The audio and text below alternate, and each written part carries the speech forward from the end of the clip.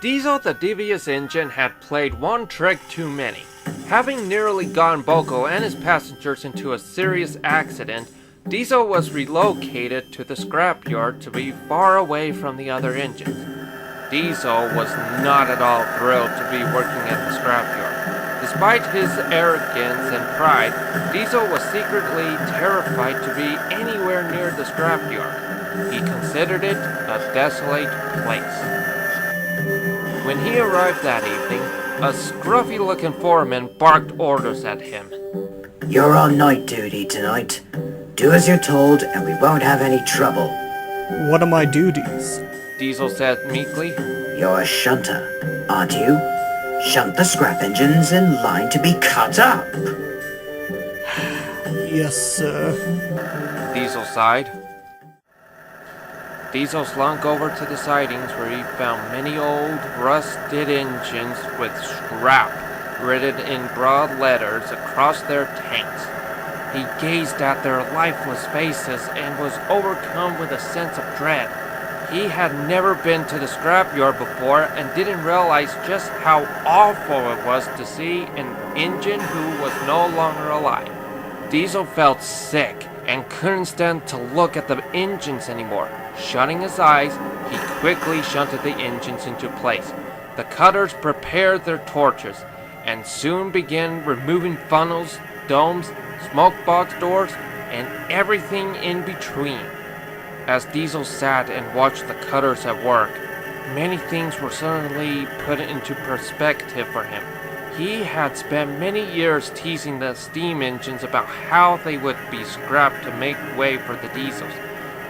But in his teasing, he never stopped to think just how terrible it is to scrap an engine.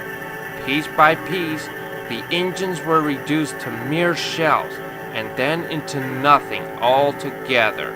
These engines were once living, breathing machines, but now they were the same as all the other scrap iron. Diesel felt an overwhelming sadness for engines he had never met. Later that night, Diesel returned to his shed a much wiser engine. His first night had been sobering. He peered up at the moon, feeling as a prisoner must feel. Trapped and alone. I really upset Sir Topham Hatt this time. He said to himself.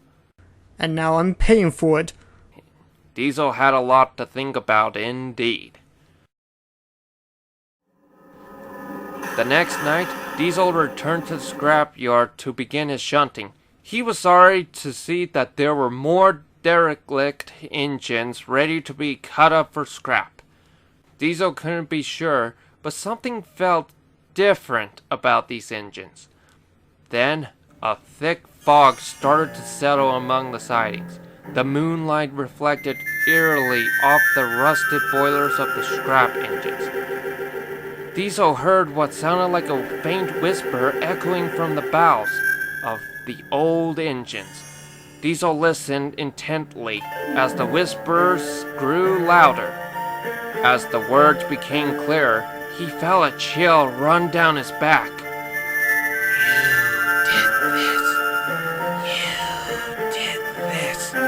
You did this. The echoes called. What did I do? Diesel called. You're the reason why we lost our way. But I never sent anyone for scrap! He cried.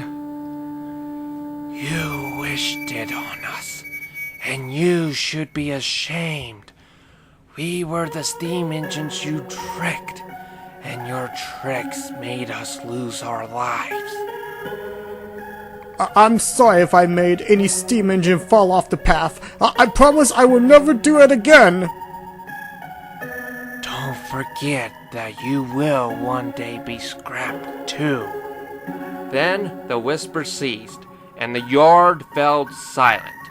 The old engine stood tall against the night sky in their last stand against Diesel. Diesel didn't know what to say, but he knew that he needed to leave. Without speaking to anyone, he slunk silently away into the night. He didn't know where he was going or what he would do. but anything was better than facing his demons in the cold, damp sidings of the scrapyard.